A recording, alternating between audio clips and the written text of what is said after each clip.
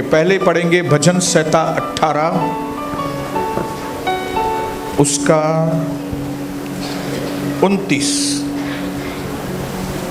18-29 भजन संहिता। दाऊद कहता है, क्योंकि तेरी सहायता से मैं सेना पर धावा करता हूं। धावा बोल क्या कहता है? दाऊद कहता है, क्योंकि तेरी सहायता से प्रभु मैं सेना पर, दुश्मनों के ऊपर धावा करता हूं और अपने परमेश्वर की सहायता से बड़ी बड़ी दीवारों को लांघ जाता हूं। जय मसीह की।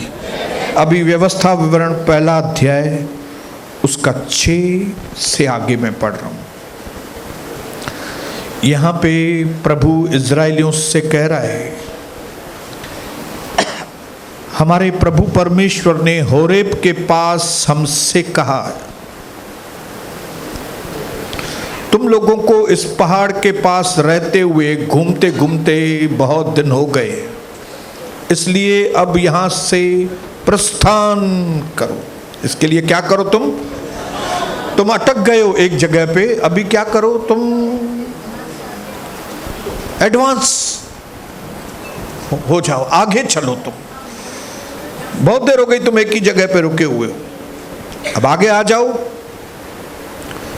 इसलिए अब यहां से प्रस्थान करो और एमोरियों के पहाड़ी देश को, अराबा में, पहाड़ों में, नीचे के देश में, दक्षिण देश में, समुद्र की तट पर जितने लोग एमोरियों के पास रहते हैं उनके देश को, अर्थात सबानोन पर्वत तक और परात नामक महानदी तक रहने वाले कनानियों के देश ने किए देता हूं।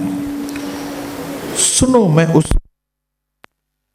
तुम्हारे सामने किए देता हूं। बहुत दिन हो गए, आप एक ही जगह पे अटके हुए हो, अभी जरा थोड़ा आगे बढ़ो। अपनी पत्नी को भी जीतो, पत्नी को भी जीतो, बच्चों के लिए भी प्रार्थनाएं करो। अभी धंधे में भी आगे बढ़ो, अभी अपनी जाति के लिए भी कुछ करो। अभी वो काम तुम्हारा जो आदत फंसी हुई है तुम्हारी, वो आदत में से भी अभी बाहर निकलो। अभी वो जो तुम घड़ी घड़ी तुम सोचती हो बैठ के, ये काम कैसा होगा, ये काम, अभी जरा उस काम को भी जरा आगे बढ़ाओ, एक जबरदस्त झटका लगाओ उस काम को भी। अभी हालेलुया हालेलुया, अभी आगे बढ़ो। हालेलुया। और वहां पे दाऊद कहता है कि मैं आपकी सहायता से मैं हर एक दुश्मन के ऊपर दावा बोल करूंगा। हालेलुया। और क्या करूंगा मैं? मेरे सामने जो भी दीवार आएगी, मैं हाई जंप लगाकर, आपकी सहायता से मैं हाई जंप लगाऊंगा और दीवार के वो साइड को मैं चला जाऊंगा।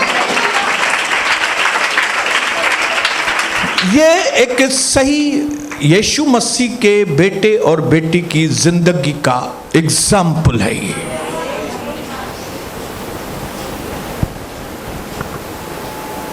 बोलिए हालेलुया। ये एक तरीका है प्रभु के लोगों की जिंदगी जीने का। Hallelujah. The mark of the real believer is the self control and self discipline. एक सच्चा प्रभु का दास जो है, चेला, उसकी निशानी रहती है कि उसका जीवन उसके कंट्रोल में होता है, वो अनुशासन वाला होता है, वो पवित्र आत्मा के कंट्रोल में होता है। अगर कोई तकलीफ आती है तो इसके लिए आती है ताकि आपकी गवाही बने। दुश्मन सामने आता है तो इसके लिए आता है ताकि उसको समझ में आए कि मार खाना किसको कहते हैं। समझ रहे हैं बात को? आपका दुश्मन आपके सामने इसके लिए नहीं आता कि आप मार खाओ, आपका दुश्मन आपके सामने इसके लिए आता है कि उसको मालूम पड़े कि मार खाना किसको कहते हैं। तालियां तो बजा रहे हैं। लेकिन आज मैं आपकी आंखें फिर से खोलना चाहता हूं कि परमेश्वर ने हमारे अंदर जो काम किया है, जो इन्वेस्टमेंट किया है हमारे अंदर, जो लागत लगाई है, और परमेश्वर को यह उम्मीद है कि अब हम एक जगह खड़ा होने वाले लोग नहीं, हमारा जीवन आगे एडवांस। आपको यह चीज आज नहीं तो कल समझनी पड़ेगी।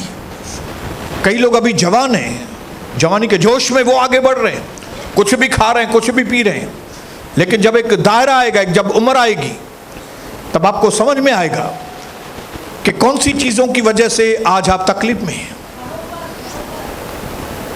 इसलिए आंखों को खोलता है। हालेलुया।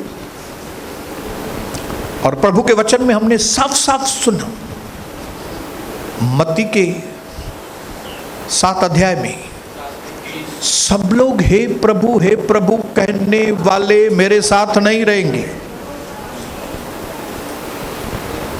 लेकिन सिर्फ वे लोग मेरे साथ रहेंगे जो पिता की आज्ञाओं को मानेंगे।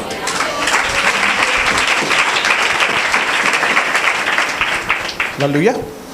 और वो आज्ञा आप तभी मानेंगे जब भी उस आज्ञाओं को समझेंगे आप, और वो आज्ञा तभी आप सुनेंगे जब भी मैं आपको पढ़ के बताऊंगा। अगर नहीं, आपको घर में जाके पढ़ना है।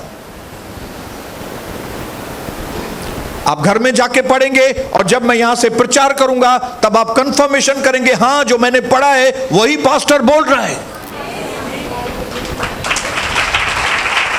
मैंने जो पढ़ा है वैसे ही पास्टर बोल रहा है। इसका मतलब है मुझे ये काम अभी करना पड़ेगा। मैंने वचन पढ़ा था, उसमें बहुत गंभीर लिखा हुआ है, और वही गंभीरता से पास्टर भी बात कर रहा है।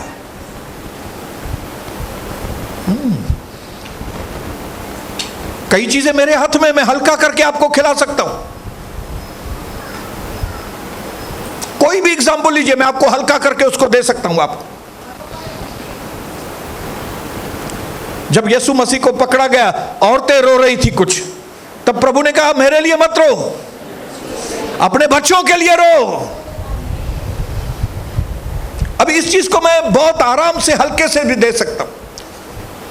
आप सोचिए, आपका बच्चा 13-14 साल की उम्र में, 15 साल की उम्र में, अगर वो ड्रग्स पी के आया या दारू पी के आया, और पिताजी ने इस बात को सीरियसली नहीं लिया, माँ ने इस बात को सीरियसली नहीं लिया, तो ये जो 13 साल का, 14 साल का जो दारू पीने वाला व्यक्ति है, बच्चा है, ये जब थोड़ा बड़ा होगा तो ये अपने बाप के सामने दारू बैठ के पिएगा, या तो बाप के साथ पिएगा, और फिर दारू पीते पीते दोनों साथ में झगड़े हो जाएंगे, और बेटा बाप का मर्डर कर देगा।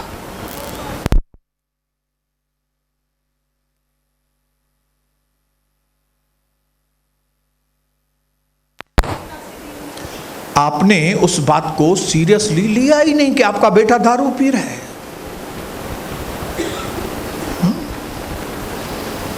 आपका बेटा सुस्त है, सुबह को देर से उठ रहा है, लेकिन आप कुछ नहीं बोल रहे हो। वो कामकाज करने के लिए जाएगा ही नहीं। क्यों? उसको सोने की आदत लग गई है भाई, उसको आराम, सुस्ती की आत्मा पकड़ ली है उसने।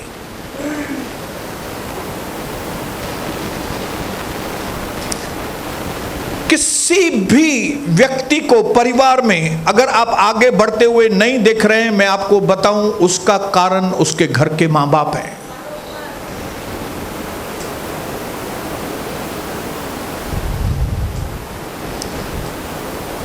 जितने लोग भी अपने बच्चों के ऊपर सीरियस नहीं है, आने वाले समय में आपके बच्चे गुंडे बनने वाले हैं।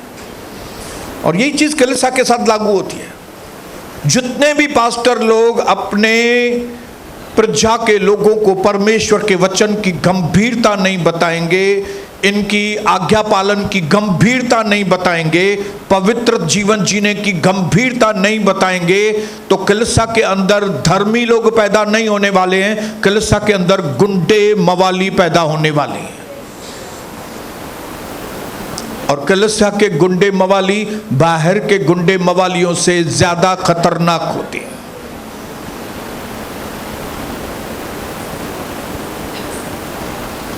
हालेलुया। लेकिन मैं परमेश्वर पिता को धन्यवाद करता हूं कि हमारे प्रभु यीशु मसीह ने एक भी वचन को हल्की तरीके से नहीं लिया। प्रभु यीशु मसीह ने कहा, मैं हर एक वचन को पूरा करने के लिए आया हूं। उसने ये नहीं बोला कुछ वचनों को मैं पूरा करने के लिए आया हूं और कुछ वचन मैं छोड़ने के लिए आया हूं। मैं गॉस्पेल की पूर्णता के ऊपर जोर दे रहा हूं। मैं परमेश्वर के सुसमाचार खुशखबरी को पूर्ण तरीके से आपको देना चाहता हूं, ताकि वो जैसे ही पूर्ण सुसमाचार आपके अंदर आए, आपके दुश्मन धराशायी हो जाए।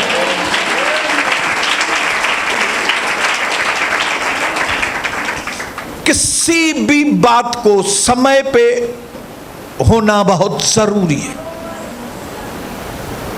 बच्चों का स्कूल जाना, उसकी उम्र है स्कूल की, तब वो स्कूल जाए तो कितना अच्छा लगता है। अभी आप सोचिए, मैं कोई व्यक्ति 35 साल का हो गया है और 5वीं कक्षा में पढ़े जाके, तो आपको कैसा लगेगा? आप बोलेंगे नहीं यार। कोई 60 साल का आदमी शादी कर रहा है तो आप बोलेंगे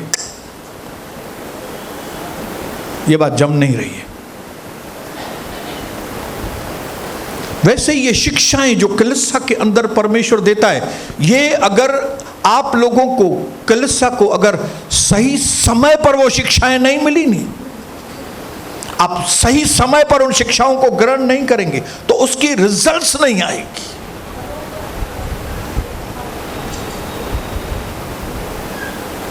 यहां पे मैंने लिखा है, जब यह चेतावनियां नहीं दी जाती,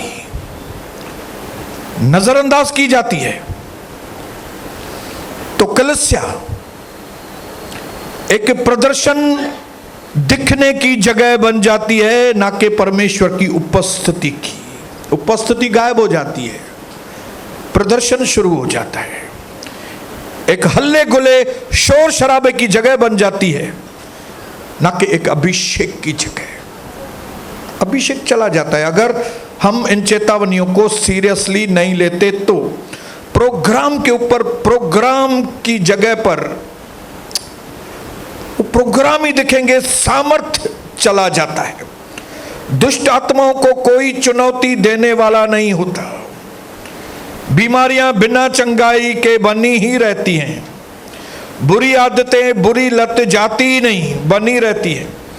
शादीशुदा जीवन में बंधन जाते ही नहीं है, बने ही रहते हैं। जवानों के अंदर विद्रोह, जवानों के अंदर पागलपन, वो जवान बेचारे फंसे ही रहते हैं।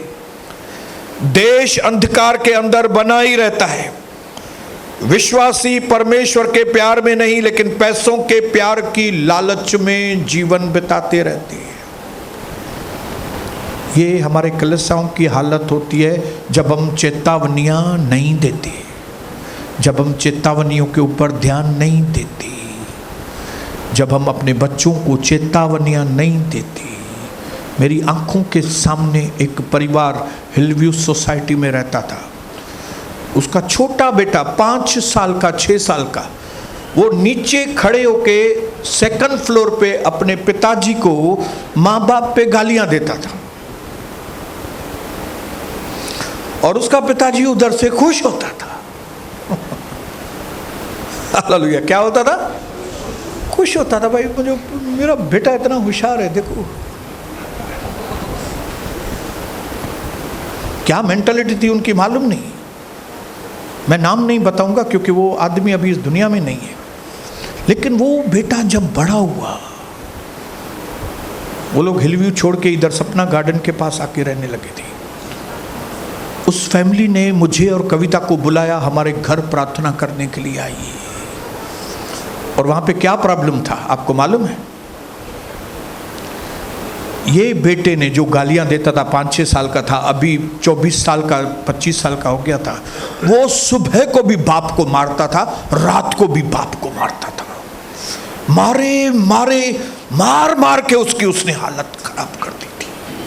और उसका बाप कुछ भी नहीं कर सकता था, पहले पैसे वाला था, जब ही वो बच्चा उसका छोटा था, गालियां, तभी बहुत पैसा था उसके पास, लेकिन बाद में पैसे भी खत्म हो गए, सब खत्म हो गया, इज्जत खत्म हो गई, मार खाके उसका पिताजी मर गया। और आज तक उसका वो बेटा अभी 35-40 साल का होगा, लेकिन वो मेंटली आधा पागल है। तो इसका जिम्मेदार कौन है? हम उसकी मां को बोलते थे, उसकी मां, उसका पिताजी, ये परिवार कुछ दिनों के लिए हमारे पुराने भवन में भी आके रहे थे, बाजू वाले फ्लैट में। हम उनको बोलते थे कि भाई आपके घर में दुष्टात्माएं हैं, आप प्रभु के भवन में आओ, आपको छुटकारा मिलेगा। तो वो, क्योंकि हम जानते थे, हम एक ही सोसाइटी में रहने वाले, वो बोलती थी, सोनी मेरे को एक बार दुष्ट आत्मा दिखाओ ना, मैं देखना चाहती है।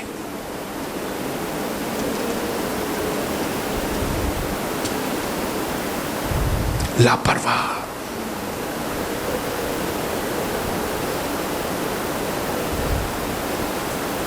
ऐसे लोगों की हालत यही होने वाली है। पाप कभी पीछा नहीं छोड़ेगा, आपके गलत काम पीछा नहीं छोड़ेंगे आपका, जब तक कि आप सच्चे दिल से पश्चाताप करके प्रभु के आगे अपने आप को दे नहीं देंगे, तब तक पाप पीछा नहीं छोड़ेगा। आपके परिवार को वो बर्बाद करेगा, खोखला करता जाएगा, आपके घर के शांति को खोखला करेगा, पैसों को खोखला करेगा, संबंधों को खोखला करेगा। खोखला परिवार, कुछ भी नहीं। अभी उनके पास खाली पैसा है, समझो लोगों के पास, लेकिन जब वो ज्यादा हट करते, उनको प्रभु यीशु नहीं चाहिए, तो आने वाले समय में खाली जहां पे पैसा है वो पैसा भी नहीं रहता, खत्म, सड़क पे आ जाते हैं। इसके लिए क्योंकि परमेश्वर ने मुझे जिम्मेदारी दी और मैं ऐसी जगह पे खड़ा हूं जहां पे मुझे जिम्मेदारी के साथ आपको वचन देना है। आज यहां से आपको मैं इनकरेज करूंगा, भाइयों बहनों, जब कभी कोई चेतावनी आए, जब कभी कोई वचन आपके पास आए, मन को कठोर नहीं करना। ये नहीं बोलना ये मेरे लिए नहीं है, बाजू में मेरा बैठा है इसके लिए, ये उसके लिए है, ये मेरे लिए नहीं, उसके लिए, टोपी वाले के लिए, वो उसके लिए, दाढ़ी वाले के लिए है। ये वचन मेरे लिए है, ये चेतावनी मेरे लिए है, ये मार्गदर्शन मेरे लिए है। सुधरना मुझे है, बदलना मुझे है, आगे मुझे बढ़ना है, मजबूत मुझे बनना है, सामर्थी मुझे बनना है, चंगा मुझे बनना है।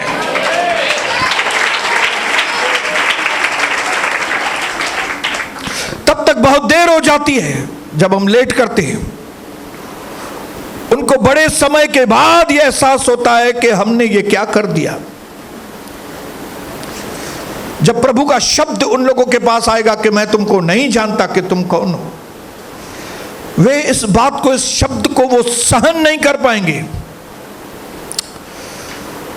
उसके बाद एहसास आएगा उनको कि सिर्फ कलीसिया में आने से आप बच नहीं जाते। आने वाले समय में लोगों को मालूम पड़ेगा।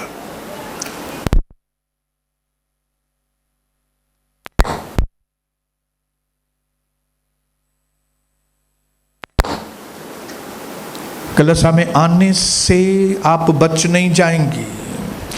सिर्फ सेवा करने, गीत गाने, प्रचार करने से आप बच नहीं पाएंगी। भविष्यवाणियां और चमत्कार आपको बचा नहीं पाएंगी। उधर बेनियन आया है, उधर फलाना दास आया है, उधर वो हॉल में बहुत बड़ा प्रभु का दास आया है, उधर बहुत प्रोग्राम है, वो नहीं बचा पाएगा आपको। सिर्फ यीशु ही बचा पाएगा आपको। और वो भी यीशु भी कभी बचा पाएगा जब यीशु आपको जानता होगा। प्रभु यीशु आपकी मदद कभी करेगा जब भी आपका उसके साथ संबंध होगा। आपको बीमारियों से चंगा कभी करेगा जब भी आपका संबंध होगा। आपके टूटे हुए परिवार को यीशु कभी बनाएगा जब आपका संबंध होगा। आपकी हर कमी घटी को प्रभु कब दूर करेगा जब आपका संबंध होगा। आपके लिए एक चुना हुआ लाइफ पार्टनर कभी भेजेगा जब भी आपका संबंध होगा यीशु मसीह के साथ। और वो संबंध आपको बनाना पड़ेगा। बोलो, मुझे ये संबंध बनाना पड़ेगा।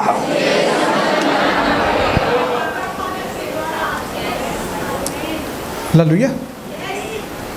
जब कभी इजराइलियों ने आज्ञा पालन नहीं किया था तब ऐसा राजा उनके ऊपर आक्रमण करता था कि उनको गुलाम बना देता था। लेकिन जब जब वो फिर पश्चाताप करते थे तो प्रभु उनको वापस से छुड़ाता था। ये चक्कर चलता ही रहता है अभी तक, आज तक। जब जब मैंने परमेश्वर के साथ सही संबंध रखा, प्रभु ने मेरे नए नए अद्भुत दरवाजे मेरे लिए खोले। और जिस जिस वक्त मैंने परमेश्वर की आवाज को नहीं सुना, आधा अधूरा सुना, एक कान से सुनकर दूसरे कान से निकाल दिया, तो मैं क्या, कविता क्या, मेरे बच्चे, हम सब बड़ी बड़ी मुसीबतों में फंस गए। कोई छुड़ाने वाला नहीं था। त्यागे हुए लोग। क्योंकि जब एक बार प्रभु छोड़ देता है ना, कोई भी आपके करीब नहीं आएगा।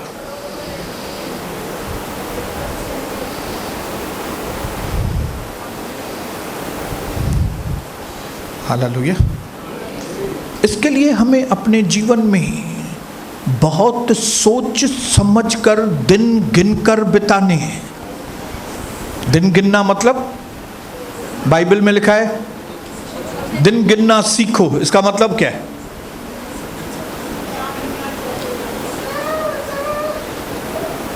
बुधायो दिन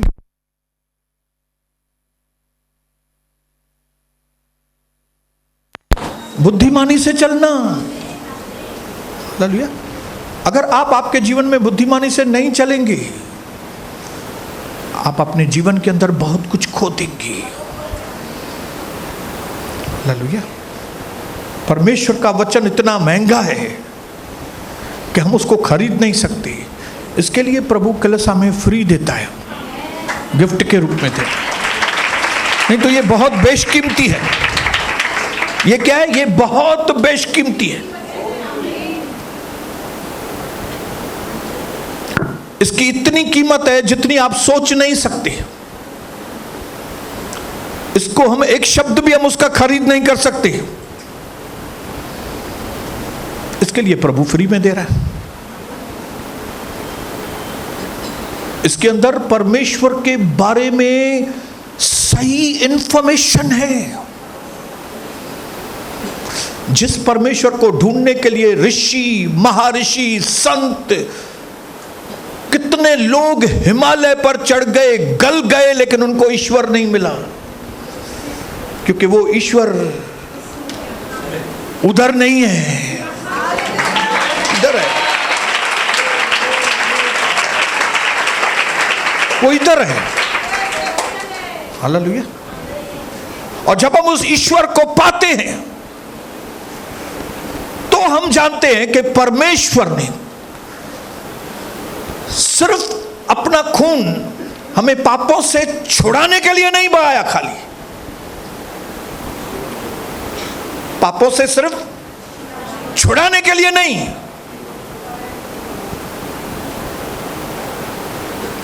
हमें रोज पापों से अलग करने के लिए बनाया। एक बार का काम नहीं है कि मेरे सारे अपराधों को प्रभु ने क्षमा कर दिया। हाँ, उसके लिए खून बहाया, एग्जैक्ट, बिल्कुल बराबर, उसके लिए खून बहाया। लेकिन डेली, रोज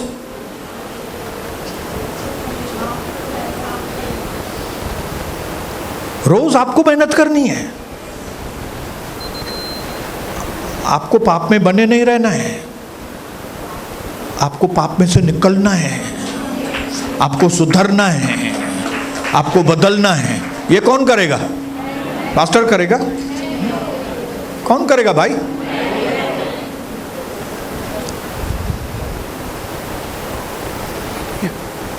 मैं प्रभु परमेश्वर को धन्यवाद करता हूं कि कोई वक्त था मेरे लिए भी प्रभु की ये आज्ञाएं, क्योंकि काफ़ी समय मैं बीच में रिजल्ट्स नहीं देखता था, तो मेरा भी मन ऐसा होता था कि भाई मालूम नहीं क्या होगा, आगे चल के कैसे होगा। प्रभु ने कहा तो है लेकिन होते तो दिखता नहीं है। दूसरे देखता हूँ, दूसरे तो आगे बढ़ रहे हैं, उनका तो बिजनेस भी बहुत आगे बढ़ गया है, उनको बेटा भी हो गया, उनका परिवार भी बन गया, ये ऐसा हो गया, ये ऐसा हो गया, लेकिन मेरी उतनी उन्नति नहीं हो रही है जितनी दूसरों की हो रही है। लेकिन धन्यवाद हो कि ऐसे वक्त में मैंने प्रार्थना करना छोड़ा नहीं, आराधना करना छोड़ा नहीं, लोगों को इनकरेज करना छोड़ा नहीं, लोगों के ऊपर मेहनत करना छोड़ा नहीं। भले मैं अंदर में थोड़ा दुखी था लेकिन दूसरों को सुखी करता था मैं। हम दूसरों के भवन के ओपनिंग पे जाते थे और मैं सोचता था मेरे को खुद का भवन नहीं है, छोटा बड़ा भवन मेरे को कभी मिलेगा, उसको मिल गया। लेकिन फिर मुझे बाद में समझ में आया कि हर चीज का प्रभु के सामने सीजन होता है, सीजन। हालेलुया। जैसे इंडिया में सीजन है, इस वक्त बारिश का सीजन चल रहा है, लेकिन मन में पक्का है, क्या पक्का है? सितंबर आएगा, एंड तक बारिश चलेगा, फिर उसके बाद ठंडी का सीजन शुरू हो जाएगा। मालूम है पक्का होगा? कितने लोगों को पक्का है कि ठंडी आने वाला है? और फिर जब ठंडी आएगा फिर आपको पक्का हो जाएगा कि जैसे ही फरवरी मार्च शुरू होगा थोड़ी थोड़ी गर्मी आना चालू हो जाएगी। हालेलुया। इसी तरह से जब हम प्रभु के लोग हैं ना, आप और हम प्रभु के लोग हैं। आप किसके लोग हैं? आपके लिए और मेरे लिए परमेश्वर ने सीजन्स रखी है, सीजन। हालेलुया। अगर हम अपना भरोसा करना छोड़ते नहीं हैं, अगर हम उसके ऊपर निगाहें लगाना बंद नहीं करते, अगर हम प्रार्थनाएं करना स्टॉप नहीं करते, हम उसके ऊपर विश्वास करना रुक नहीं जाते, हम अपने अंदर ये सोच अंदर पक्की रखते कि हम कुछ भी हो जाए हम कलीसिया को नहीं छोड़ेंगे, हम कलीसिया में लोगों को इनकरेज करेंगे ही करेंगे। कई बार भले मेरी फैमिली में प्रॉब्लम है, लेकिन जब मैं कुर्सी पर बैठूंगा तब मैं लोगों को इनकरेज जरूर करूंगा। तब क्या होता है? एक दिन आता है, सुबह को चाय पी रहा हूं, लगता है कि जैसे ये ऑर्डिनरी डे है, लेकिन ये ऑर्डिनरी डे नहीं होता है। एक बहन ने फोन किया और बोले, ब्रदर हम आपको आउट ऑफ इंडिया इनवाइट करते हैं, आप देश के बाहर भी आके प्रचार करेंगे। ये मैं बात बता रहा हूं 2003 की, और आपको मैं एग्जाम्पल दे रहा हूं, खाली ये एग्जाम्पल दे रहा हूं। जब आप प्रभु के साथ सही हैं, आज्ञा पालन में लगे हुए हैं, समर्पण में लगे हुए हैं, पश्चाताप में लगे हुए हैं, तब एक दिन आएगा अचानक से आपकी सीजन बदलेगी। और जब इस तरह से प्रभु की सीजन बदलते हुए देखेंगे ना, आपका भरोसा, आपका विश्वास बढ़ता जाएगा। और जैसे ही आपका विश्वास प्रभु के ऊपर बढ़ता जाएगा, आपके अंदर सामर्थ्य बढ़ते जाता है। हालेलुया। आपको मालूम हो जाता है कि ये सामने दीवार है, एक छलांग में मैं दीवार उस साइड को चला जाऊंगा। हालेलुया। ये दुश्मन इतने एक साथ मेरे सामने इतने दुश्मन आए हैं, और रब्बा खल्लबा शर्रबा बाबा, ये सारे दुश्मन धराशायी हो जाएंगे। नजरिया ही बदल जाए, आपका नजरिया प्रभु के साथ चलते चलते, उसकी आज्ञाओं को मानते मानते, उसके साथ संबंध बनाते बनाते, उसकी बातें सुनते सुनते, अपनी बातें उसको सुनाते सुनाते, आपको ऐसे अनुभव मिलेंगे कि आने वाले समय में आपके लिए दीवारों को लांघना, दुश्मनों को हराना कोई बड़ी बात नहीं होगी। आपको एक चीज समझ में आ जाएगी कि जब प्रभु मेरे साथ है तो कोई भी मेरे सामने खड़ा नहीं हो सकेगा। एक दिन आपको समझ में आ जाएगा कि वो जो मुझे सामर्थ्य देता है उसमें मैं सब कुछ कर सकता हूं। आपके अंदर विश्वास की ऐसी भरपूरी हो जाएगी कि आप एक साथ 10-10 दुश्मनों का भी मुकाबला करते वक्त आपके चेहरे पे शिकन भी नहीं होगी। लेकिन कोई वक्त था, एक प्रॉब्लम आता था तो चश्मो लाए सोची ना से वही करो यार।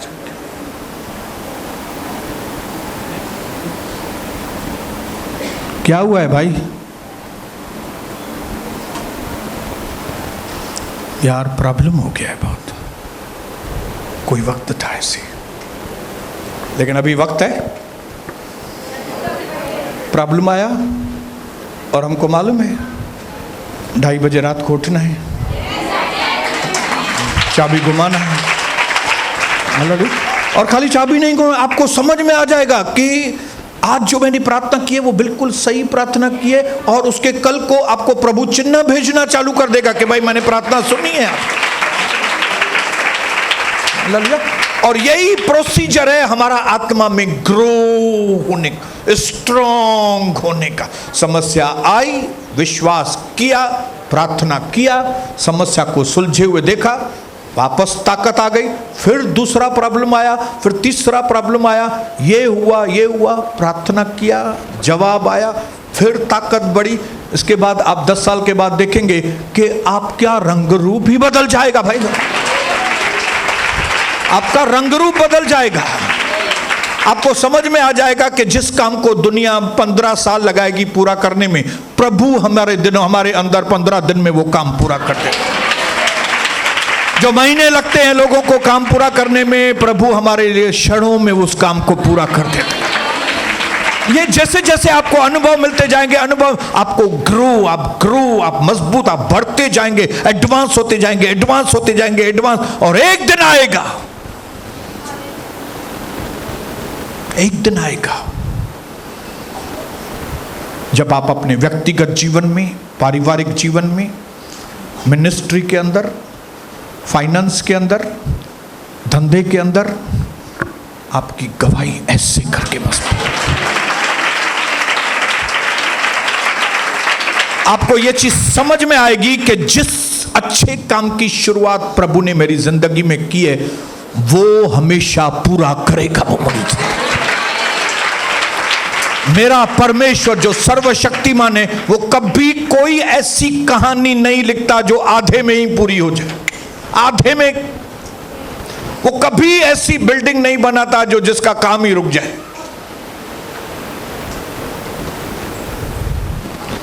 वो खुद जिसने कहा कि अब पूरा हुआ, वो जिसने कहा अब पूरा हुआ सूली पर, वो अब उतर कर आपके जीवन के अंदर, आपके अंदर जो कामों को शुरुआत किया उसको वो पूरा करेगा। लेकिन क्या करना है? डटे रहना है। बोलो अपने पड़ोसी को बोलो, डटे रहना है, विश्वास में बने रहना है, प्रार्थना में लगे रहना है। ओ नहीं, प्रार्थना चालू है, चालू वाली प्रार्थना नहीं करना। चालू प्रार्थना नहीं, 2:30 वाली प्रार्थना है, 3 वाली, रात को 3 बजे वाली सैक्रिफिशियल प्रार्थना है। आग और पवित्र आत्मा से भरी हुई प्रार्थना है, सामर्थ और अभिषेक से भरी हुई प्रार्थना है, रिजल्ट्स लेकर आने वाली प्रार्थना है, शैतान के कामों को आग लगाने वाली प्रार्थना, पानी को दाखरस में बदलने वाली प्रार्थना, मुर्दों को जिंदा करने वाली प्रार्थना, दुश्मनों को भगाने वाली प्रार्थना। ऐसी प्रार्थना जो आपने पहले नहीं, अभी करेंगे, क्योंकि मैं वही हूं लेकिन मैं वो नहीं हूं। बोलो अपने पड़ोसी को, मैं हूं भाई।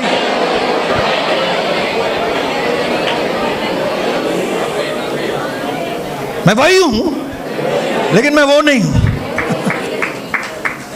आपको लगता होगा मैं वो 1995 वाला सोनी बसा, हाँ मैं वही 1995 वाला, लेकिन मैं वो नहीं हूं अभी। वो डरपोक सोनी था 1995 वाला, अभी वो डरपोक सोनी नहीं है। वो लोगों के पीछे लटकू सोनी था 2000 वाला, मैं वही सोनी हूं लेकिन वो अभी मैं लटकू नहीं हूं। वही था, मैं 2003 2002 वाला बिजनेस के लिए तरसता था, बिजनेस हो, लेकिन अभी मैं वो 2002 वाला नहीं हूं। पहले मैं बिजनेस के पीछे भागता था, अभी बिजनेस मेरे पीछे भागता है। मैं वही हूं लेकिन मैं वो नहीं हूं। बोलिए बोलिए बोलिए बोलिए, हाँ बोलिए। 6 महीना पहले 4 महीना पहले दुष्ट आत्मा मेरे को परेशान करती थी, मैं वही हूं बंटी, लेकिन मैं वो नहीं हूं। अभी मैं दुष्ट आत्मा को परेशान करता हूं। हालेलुया बोलो,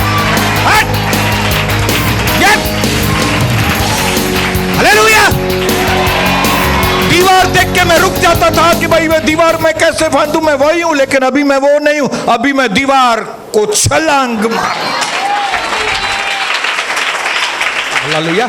एलिशा ने कहा गेजी को, गेजी सुन ले, तेरे को ये सीरिया की सेना दिख रही है, मुझे चारों ओर से घेर के रखा है।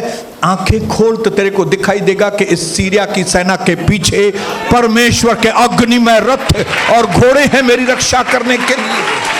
हालेलुया। जो चीजें पहले मुझे नहीं दिखती थी अभी दिखना चालू हो गई है। जिस चाल को मैं पहले नहीं चल सकता था अभी मैं बराबर चाल चलता हूं। जिस चीज को मैं पहले समझ नहीं पाता था अब मैं बराबर समझता हूं। मैं पहले बच्चा था, बचकानी हरकतें करता था, लेकिन अब मैं मैन बन गया हूं। अब मैं पहले वाली बातें नहीं करूंगा, मैं बढ़ गया हूं। अभी मैं उन्नति कर रहा हूं, मैं समझदार बन रहा हूं, मैं बुद्धिमान बन रहा हूं, मैं जय पा रहा हूं यीशु मसीह के सामर्थ्य नाम।